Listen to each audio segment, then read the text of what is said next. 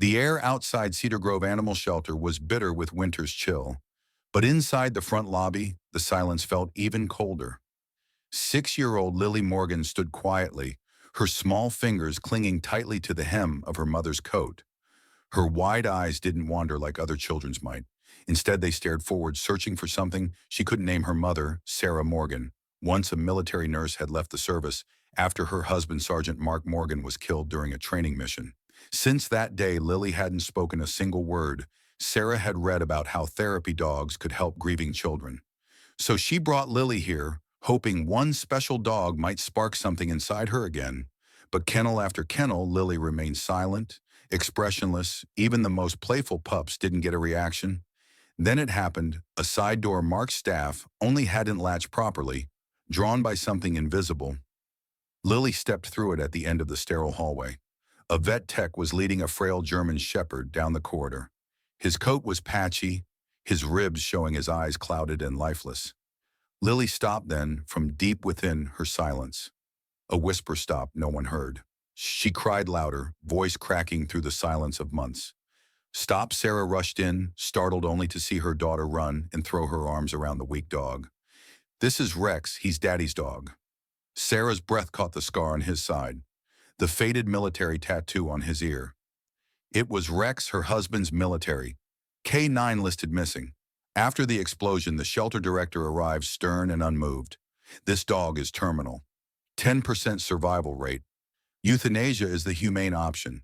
But Sarah stepped forward. "He's not just a dog, he's family." She brought him home. Rex was weak, every breath was a struggle. But Lily never left his side. She washed him, tucked him in with her favorite blanket, and whispered to him through the night, and then laughter, faint and fleeting. But real Lily's first laugh since losing her father that night.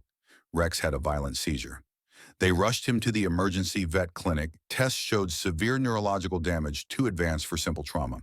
Then a former vet tech named Jenny Alvarez appeared. She brought a manila folder evidence. The shelter had been secretly testing an experimental sedative called NTX-17 on unadopted dogs in high doses. It caused delayed neural breakdown. Rex had been injected weeks ago. They were going to euthanize him to cover it up. Jenny whispered, fueled by fury and heartbreak. Sarah handed the evidence to the police by morning. The shelter director was in handcuffs once a military nurse had left the service after her husband Rex received an antidote, but he was still barely hanging. Lily lay beside him at the clinic, one hand on his heart, the other gently stroking his ear, and then softly she sang a lullaby. Her father used to hum on quiet Sunday mornings. Her voice trembled, but she kept going. Then Rex's ear twitched a beep, another. The heart monitor grew steadier. Rex opened his eyes. He was still here in the days that followed.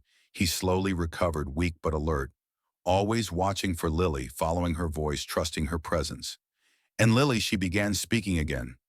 Not in grand declarations, but in soft, everyday sentences. "He's thirsty. He likes this song. He wants to go outside, not just recovery."